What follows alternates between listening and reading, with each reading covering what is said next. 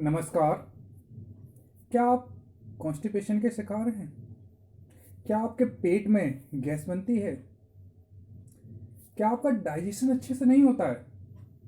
क्या आप माइग्रेन की समस्या से जूझ रहे हैं, या फिर नेक में पेन है, या एपेटाइट की समस्या है, या फीमेल डिसऑर्डर है, या फिर आप अपनी लाइफ में बहुत ही ज़्यादा स्ट्रेस लेते हैं?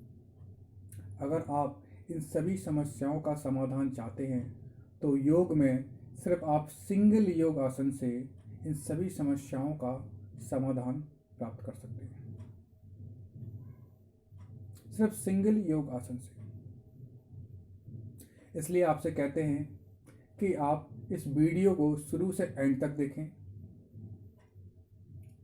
ध्यान रखें, जब भी आप किसी योग आसन को परफॉर्म करते हैं तो इसको सही से परफॉर्म करना है विद द करेक्ट अलाइनमेंट। अगर आप योग आसन को सही से परफॉर्म करते हैं तो इस आसन के सभी बेनिफिट आपको मिलते हैं। अगर आप आसन को गलत तरीके से परफॉर्म करेंगे तो आपको आसन को परफॉर्म करते समय न केवल इंजरी भी हो सकती है, बल्कि इसके नेगेटिव अफेक्ट भी आपकी बॉडी में दिखेंगे। ओके, फिर आप कहेंगे कि मैंने तो ये आसन किया है फिर भी मुझे कोई बेनिफिट नहीं मिल रहा है। बेनिफिट इसलिए नहीं मिल रहा है क्योंकि आपने आसन को सही से परफॉर्म नहीं किया। आपको पता नहीं है किस मसल का यूज करना है, ठीक है, कौन सी मसल कितनी स्ट्रेच करनी है, ये आपको पता नहीं। ओके, तो आज हम लोग बात करेंगे भुजंग आसन पे। तो भुजंग आसन को अगर आप सही से परफॉर्म करेंगे तो आप इन सभी समस्याओं का समाधान प्राप्त कर सकते हैं। Got it? इसको कैसे सही से परफॉर्म करना है और ये कौन सा आसन, ये किस प्रकार का आसन है, कि इसको कैसे सही से परफॉर्म करना है और इसके क्या बेनिफिट हैं। बहुत से हम बेनिफिट हमने डिस्कस किए हैं, और भी बेनिफिट हैं। साथ ही साथ इसके क्या प्रिकॉशन होने चाहिए, उन सभी चीज़ों पर हम बात करेंगे। तो इस आसन को परफॉर्म करने के लिए आप सबसे पहले अपनी मैट पर पेट के बल लेट जाएं। भुजंग आसन को परफॉर्म करने के लिए सबसे पहले पेट के बल जमीन पर लेट जाते हैं। अगर आपके पास मैट है तो मैट पर लेट जाएं।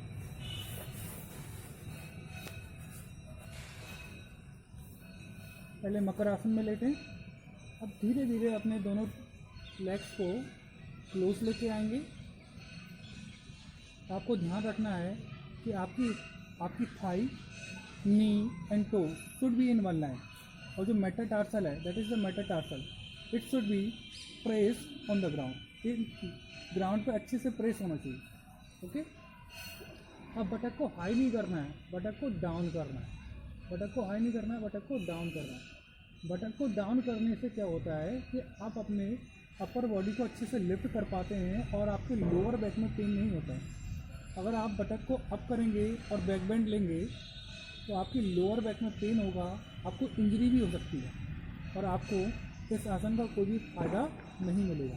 तो आपको क्या करना है, बटक को डाउन रखना है। ऑलवेज कीप योर बटक डाउन जब भी बैक बेंड लेंगे। अब धीरे धीरे क्या करना है, अब दोनों हैंड्स की पाम को अपने चेस्ट के दोनों साइड रखेंगे। ओके, और एल्बो को शरीर के क्लोज लेके आएंगे, चेस्ट को ओपन करेंगे। अब धीरे धीरे अपने शरीर को कोर मसल की हेल्प से इनहेल करते हुए ऊपर ले जाएंगे। आपको ध्यान रखना है नेवल एरिया तक ही आप अपनी बॉडी को लिफ्ट करें। आप देख रहे होंगे कि किस तरीके से मेरा जो बटक है वो इंगेज है एंड डाउन। ओके, जितनी आपकी कैपेसिटी है उतना इनहेल और एक्सेल करके यहाँ पर रुकें, आसन में ठहरें।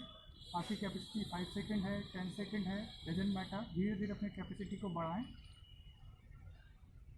गर्दन पे किसी भी प्रकार का स्ट्रेस नहीं देंगे। आपकी जो नेक होगी वो नॉर्मल होगी। अब ना एक्सेल करते हुए इस आसन को रिलीज कर देंगे।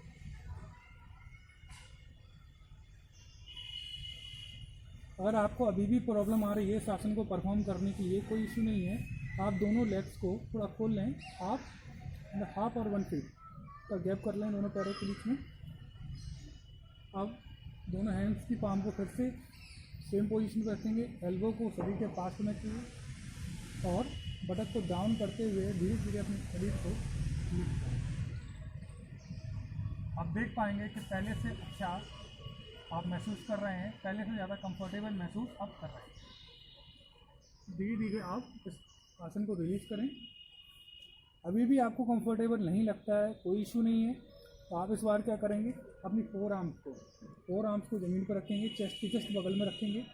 ओके, चेस्ट को ओपन कर, एल्बो को शरीर के पास रखेंगे, चेस्ट को ओपन करते हुए धीरे धीरे ऊपर रखें। कुछ देर इनहेल है, यहाँ पे एक्सेल करेंगे। Now release. ओके गाइस, आप सभी लोग इस आसन को सही से with the correct alignment perform करें। अगर आप इस आसन को सही से परफॉर्म करेंगे तो आपको दूसरे बेनिफिट भी मिलेंगे, जैसे आपका कोर स्ट्रांग होगा, कोर की मसल्स स्ट्रांग होंगी, कोर के ऑर्गन्स स्ट्रांग होंगे, और आपका जो चेस्ट है वो ओपन होगा। चेस्ट के ओपन होने से आपका ब्रीदिंग पैटर्न सुधरेगा। अपार्ट फ्रॉम दैट, आपकी जो स्पाइन है वो फ्लेक्सिबल होगी और वो टोन्ड होगी और उसमें स्ट्रेंथ आएगी। इसके अलावा आपके बॉडी में जो एक्सेस फैट है, जैसे कि बटक में है, थाई में है, बैक में है, कोर में है, शोल्डर में है, तो वो भी रिमूव हो जाएगा। अगर आप लोग प्रेग्नेंट हैं तो इस आसन को परफॉर्म ना करें, क्योंकि कोर पर बहुत ही ज़्यादा प्रेशर होता है। अगर आपको सिवियर अस्थमा है तो इस आसन को करने से पहले आप प्राणायाम करें। अगर आपकी नेक में बहुत ही ज़्यादा पेन है, बैक में बहुत ही ज़्यादा पेन है, तो इस आसन को किसी सर्टिफाइड योगा टीचर की गाइडेंस में करें। आप मुझे पर्सनली भी कॉल कर सकते हैं, मैं आपको गाइड कर सकता हूँ। आप लोगों को कोई क्वेरी है, कोई डाउट है, तो कमेंट करके मुझसे पूछें। आप लोगों ने मुझे सुना, उसके लिए बहुत बहुत थैंक यू, बहुत बहुत धन्यवाद।